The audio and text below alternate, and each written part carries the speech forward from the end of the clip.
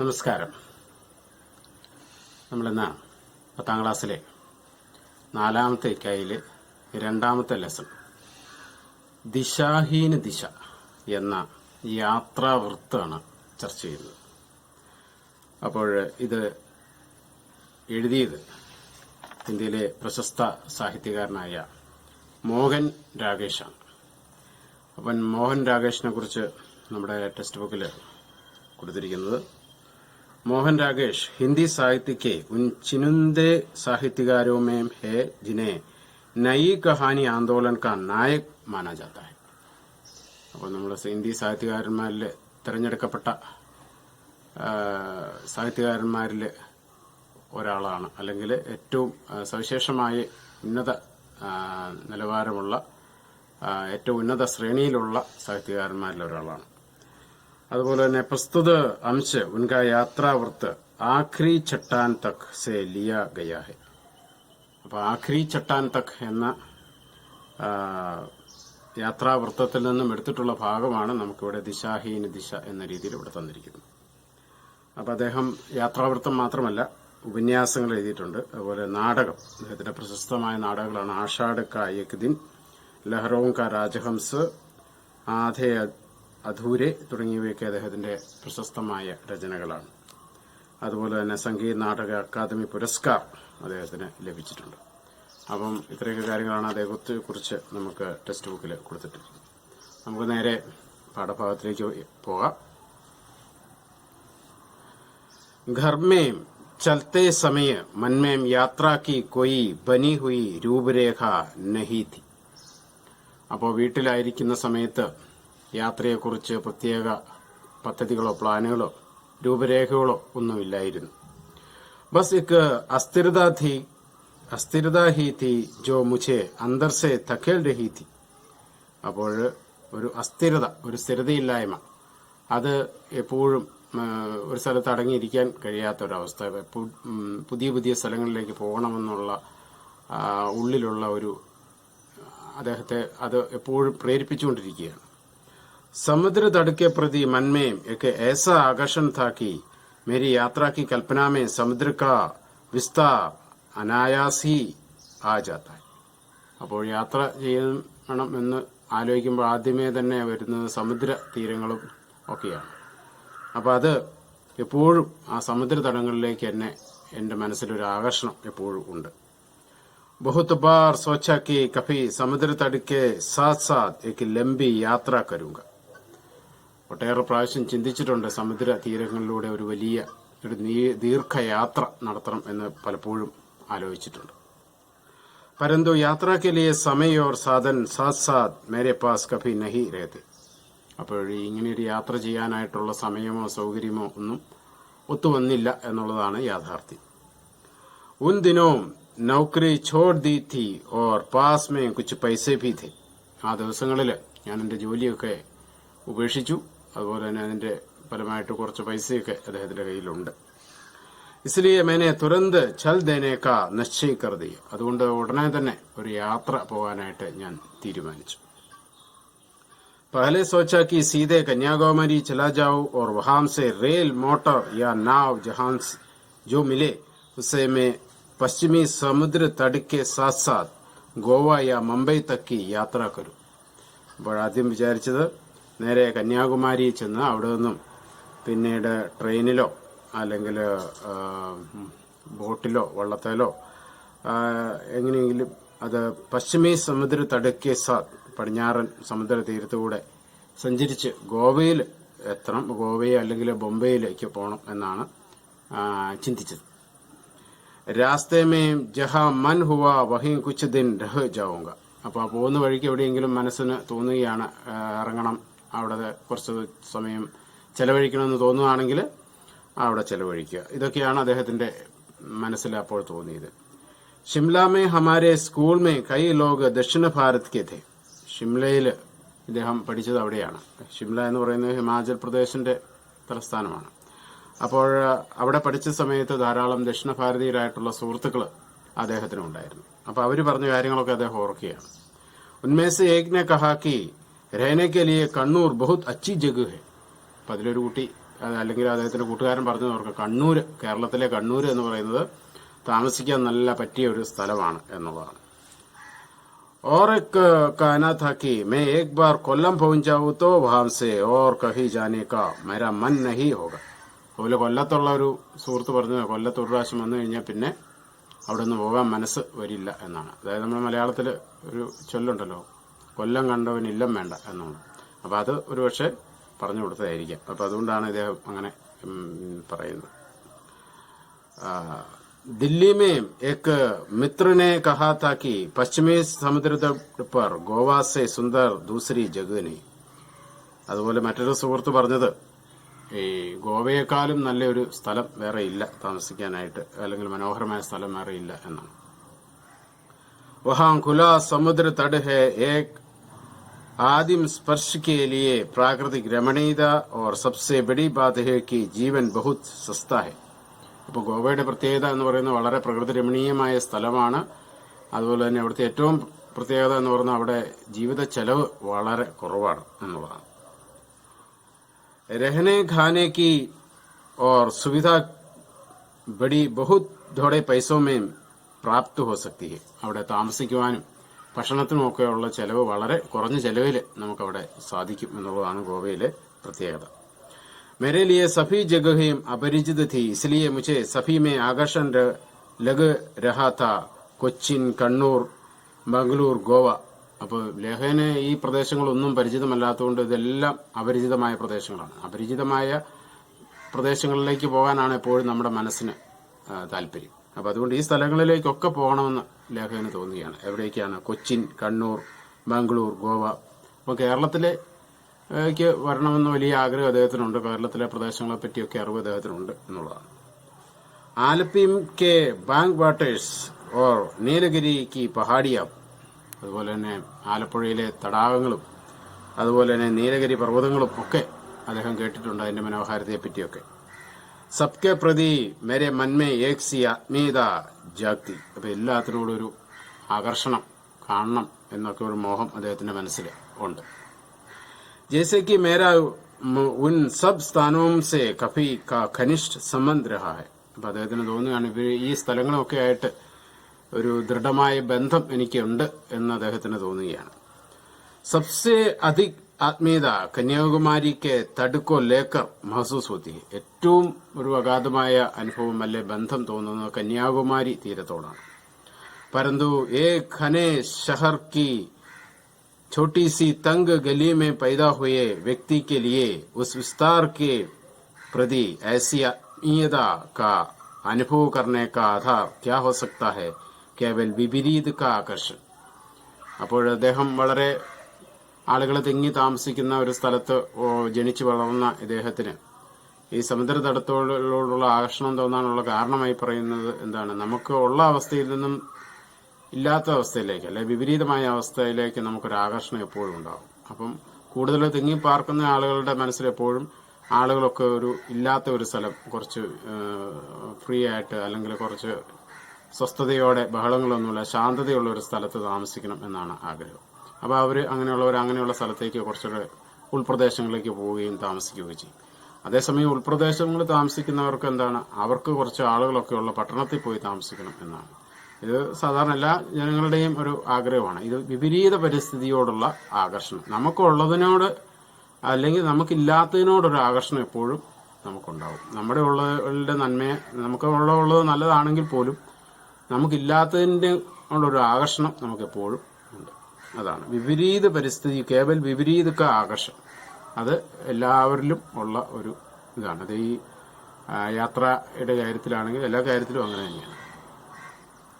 घर से चलते समय कुछ निश्चय नहीं था कि कब कहाँ कितने दिन रहूंगा. അപ്പൊ വീട്ടിൽ നിന്ന് ഇറങ്ങുന്ന സമയത്ത് ഒരു തീരുമാനവുമില്ലായിരുന്നു.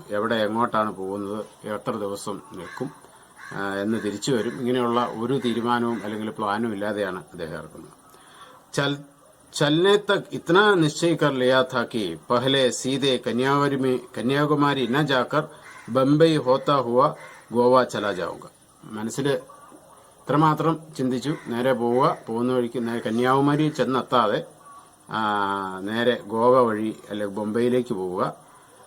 और वहां से കന്യാകുമാരി की ओर യാത്ര ആരംഭിച്ചു. അതിനുശേഷം മുകളിൽ നിന്ന് തുടങ്ങി കന്യാകുമാരി വരെ യാത്ര ചെയ്യുക എന്നുള്ളതാണ്. यह इसलिए चाहता था कि मेरी यात्रा का अंतिम पड़ाव कन्याकुमारी हो. അപ്പൊ ഇങ്ങനെ തീരുമാനിക്കാനുള്ള കാരണം എന്റെ യാത്രയുടെ അവസാന ഭാഗം എന്ന് പറയുന്നത് കന്യാകുമാരിയാണ്. അതുകൊണ്ടാണ് കന്യാകുമാരിയിൽ നിന്ന് തുടങ്ങാതെ മുംബൈയിൽ നിന്നും തുടങ്ങി ഇന്ത്യയുടെ മറ്റു പ്രദേശങ്ങളൊക്കെ സഞ്ചരിച്ച് അവസാനം കന്യാകുമാരി വരെ എത്തി അവസാനിപ്പിക്കണം. അതാണ് അദ്ദേഹത്തിന്റെ ലക്ഷ്യം. दिसंबर सन 52 की 25 तारीख को 3rd क्लास के डिब्बे के ऊपर की सीट बिस्तर बिछाने को मिल जाए. അപ്പം 1952 ഡിസംബർ 25 തീയതി അദ്ദേഹം ഒരു 3rd ക്ലാസ് പ്ലാറ്റ്ഫോമിൽ തേർഡ് ക്ലാസ് ടിക്കറ്റിൽ ട്രെയിനിൽ അദ്ദേഹം അതിന് കിടക്കാനൊക്കെയുള്ള സംവിധാന സൗകര്യങ്ങളൊക്കെ കൂടി അദ്ദേഹത്തിന് ടിക്കറ്റ് ലഭിച്ചു. അതിൽ യാത്ര ചെയ്യുകയാണ്. വഹ് ബഡി ബാത് ഹോത്ത. അപ്പൊ അങ്ങനെ കിടക്കാനായിട്ടുള്ള സൗകര്യം കിട്ടുക എന്നുള്ളത് തന്നെ വളരെ വലിയ കാര്യമാണ്. മുझे ऊपर की सीट मिल गई. അപ്പൊ അദ്ദേഹത്തിന് സീറ്റ് മുകളിലത്തെ ബർത്താണ് അദ്ദേഹത്തിന് കിട്ടിയിരിക്കുന്നത്. सोच रहा था कि अब मुंबई तक की यात्रा में कोई असुविधा नहीं होगी. അപ്പൊ അദ്ദേഹം അവിടെ കയറി കിടന്നപ്പം വിചാരിച്ചത് അല്ലെ ചിന്തിച്ചത് ഇനി മുംബൈ ചെന്ന് ഒരു കുഴപ്പവും കൂടാതെ വളരെ സുഖമായിട്ട് കിടന്നുറങ്ങി മുംബൈ ചെന്ന് ഇറങ്ങാം എന്ന രീതിയിലാണ് അദ്ദേഹം യാത്ര ചെയ്യുന്നത്. രാത് കോ ടീക് സേ സോ സകൂങ്ക. രാത്രിയിൽ എനിക്ക് നന്നായിട്ട് ഉറങ്ങാനായിട്ട് സാധിക്കും. മഗർ രാത് ആയി തോ മേ വഹാം സോനെ കി ജഗഹ് ഭോപ്പാൽ താൽ കി एक नाव में लौटे बूढ़े मल्लाह अब्दुल जब्बार से गजलें सुन रहा था.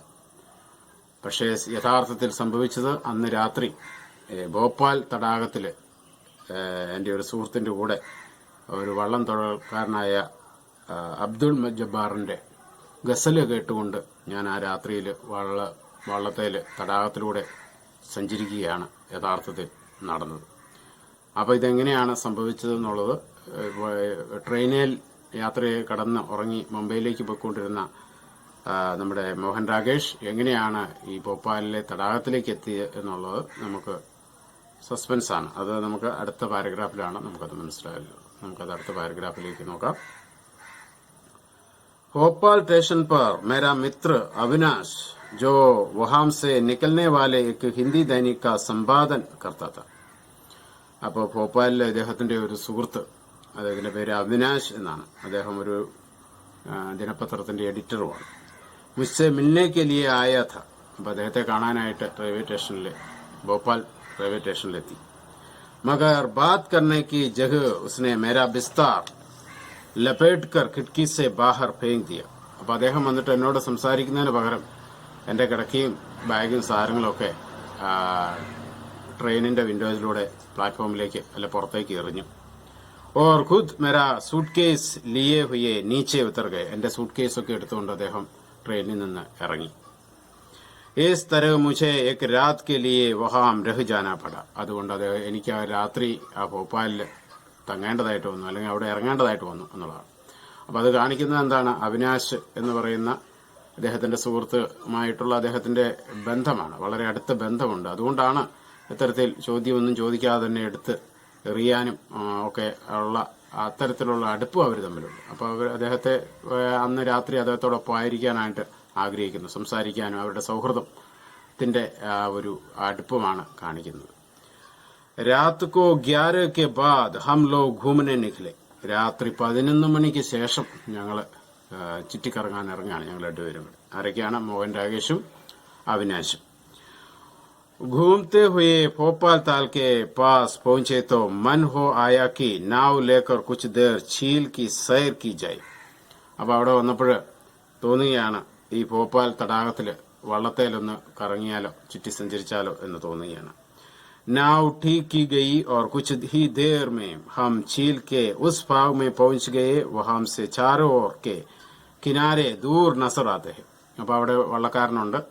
അപ്പൊ അദ്ദേഹത്തിനോട് പറഞ്ഞ് ഇവര് പെട്ടെന്ന് തന്നെ വള്ളത്തെ കയറി അങ്ങനെ ഈ തടാകത്തിന്റെ നടുക്കെത്തി. അതായത് അവിടെ നോക്കുമ്പോൾ 4 പാടും കര കാണാവുന്ന ഭാഗം എത്തി, അതായത് നടുക്കെത്തി എന്നാണ്.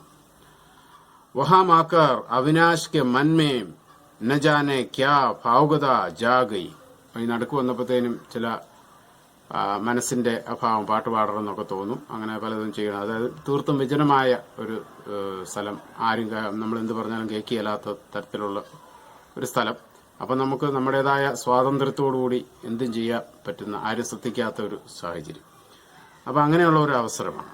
तो एक दूर किनारों पर और पूर्णता चाहने वाले कलाकार की तरह कहा कि कितना अच्छा होता अगर इस वक्त हम में से कोई कुछ गा सकता.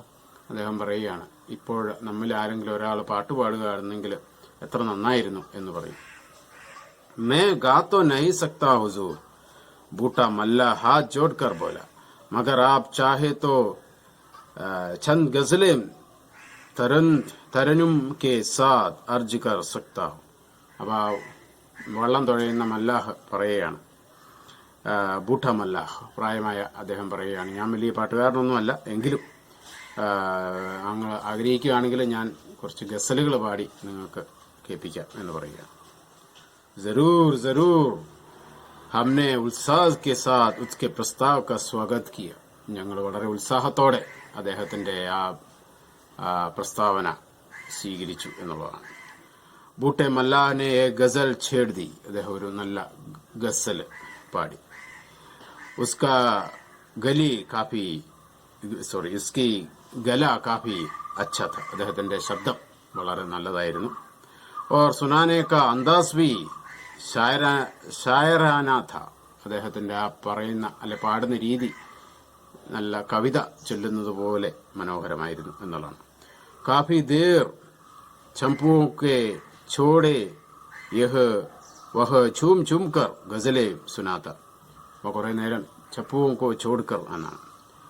ഈ തുഴയൊക്കെ മാറ്റിവെച്ച് അദ്ദേഹം ഈ പാട്ട് പൂർണ്ണമായി ആസ്വദിച്ചുകൊണ്ട് അവർക്ക് വേണ്ടി പാടുകയാണ്. ഏക് കെ ബാ ദൂസരി ഫിർ തീസരി, ഒന്ന് പാടിയതിന് ശേഷം രണ്ട്, പിന്നെ മൂന്ന്, അങ്ങനെ പാട്ടുകൾ പാടുകയാണ്, ഗസലുകൾ പാടി. മേ നാവ് മേ ലേട്ട ഉസ്കി തരഫ് ദേഖ് രഹാ ഥ, ഞാൻ എന്ന് പറയുന്നതോട് മോഹൻ രേഷം ഈ വള്ളത്തിൽ കിടന്ന് ലേട്ടുകാർ ഇദ്ദേഹത്തെ ഇങ്ങനെ കണ്ടുകൊണ്ടിരിക്കുകയാണ്, അദ്ദേഹത്തിന്റെ പാട്ട് കേൾക്കുകയാണ്. ഉസ് സർദി മേ ഭി വഹ് സിർഫ് ഏക് തഹമത് ലഗായ ഥ ഗലെ മേ ബനിയൻ തക് നഹി ഥി. അപ്പൊ ഈ വലിയ തണുപ്പത്ത് അദ്ദേഹം ഒരു ഷാളോ അല്ലെങ്കിൽ ഷർട്ടോ ഒന്നും ധരിച്ചിട്ടില്ലായിരുന്നു. ഇസ്കി ധാടി കെ ഹി നഹി ഛാത്തി കെ ഭി ബാൽ സഫേദ് ഹോ ചുക്കേ थे. അദ്ദേഹത്തിന്റെ താടി മാത്രമല്ല, നെഞ്ചിലെ രോമങ്ങൾ വരെ എല്ലാം നരച്ചിരുന്നു. ജബ് വഹ് ചപ്പു ചലാനെ ലഗ്താ തോ ഉസ്കി മാംസപേശിയാം ഇസ് തരഹ് ഹിൽത്തി ജൈസെ ഉന്മേ ഫോലാദ് ഫരാഹു. അപ്പൊ അദ്ദേഹം ഈ തുഴയുമ്പോൾ അദ്ദേഹത്തിന്റെ ശരീരത്തും കൈകളും ഒക്കെ വലിയ ശക്തി ഉള്ളതുപോലെ നമുക്ക് തോന്നുകയാണ്. തീസരി ഗസൽ സുനാക്കർ വഹ് ഖാമോശ് ഹോ ഗയ. മൂന്നാമത്തെ ഗസല് പാടിയതിനു ശേഷം അദ്ദേഹം നിശബ്ദനായി. ഉസ്കെ ഖാമോശ് ഹോ ജാനെ സെ സാരാ വാതാവരൺ ഹി ബദൽ ഗയ. അപ്പൊ അതേ പെട്ടെന്ന് പാടിക്കൊണ്ടിരുന്ന അദ്ദേഹം പാട്ട് നിർത്തി കഴിഞ്ഞപ്പോഴത്തേക്കും ആ അന്തരീക്ഷം പെട്ടെന്ന് മാറുകയാണ്, എങ്ങും ഒരു നിശബ്ദത വന്നു. രാത് സർദി ഓർ നാവ് കാ ഹിൽന ഇൻ സബ്ക അനുഭവ പകലെ നഹി ഹോ രഹാ ഥ. അപ്പൊ ഇവിടെ രാത്രിയിൽ വള്ളത്തിൽ ഇങ്ങനെ വെള്ളം കുറച്ച് ഇളകുന്നൊക്കെ ഉണ്ടാവും, അതുപോലെ നല്ല തണുപ്പ്. അപ്പൊ ഇതൊക്കെ രാത്രി ഇത്രയും വൈകിയിരിക്കുന്നു, ഇതൊന്നും ഈ പാട്ട് കേട്ട സമയത്ത് അവർക്ക് അങ്ങനെയുള്ള ചിന്തയൊന്നും ഉണ്ടായിരുന്നില്ല. അപ്പൊ ഈ പാട്ട് നിർത്തി കഴിഞ്ഞപ്പോൾ ഇത്തരത്തിലുള്ള ചിന്തകളൊക്കെ അവരിലേക്ക് വരാൻ തുടങ്ങി. अब होने लगा झील का विस्तार भी जैसे उतनी देर के लिए सिमट गया अब खुल गया. അപ്പം ഈ തടാകത്തിന്റെ വിസ്താരമൊക്കെ ഇപ്പോഴാണ് അവർക്ക് അതിന്റെ ആ വലിപ്പമൊക്കെ യഥാർത്ഥത്തിൽ കാണുന്ന അപ്പോഴാണ്. അബ് ലൗട്ട് ചലേ സാഹബ് കുച്ച് ദേർ ബാദ് ഉസ്നെ കഹ. അപ്പൊ ഈ മല്ലാഹ് അബ്ദുൽ ജബ്ബാർ മല്ലാഹ് പറയാണ്, ഇനി നമുക്ക് തിരിച്ചു പോയേക്കാം, ഇത്രയും സമയമായല്ലോ എന്ന് പറഞ്ഞു. സർദി ബഡ് രഹി ഹെ, തണുപ്പ് കൂടിക്കൂടി വരികയാണ്. ഓർ മേ അപ്നി ചാദർ സാത്ത് നഹീലായ, ഞാനാണെങ്കിൽ ഷീറ്റ് അല്ലെങ്കിൽ പുതപ്പൊന്നും കൊണ്ടുവന്നിട്ടുമില്ല, തണുപ്പ് വർദ്ധിച്ചു വരികയാണ്. അതുകൊണ്ട് നമുക്ക് കരയിലേക്ക് തിരിച്ചു പോകാം എന്ന് ഇദ്ദേഹം പറയുകയാണ്. അവിനാശിനെ ഛട്സെ അപ്ന കോട്ട് ഉതാർക്കർ ഉസ്കി തരഫ് ബഠാ ദിയ.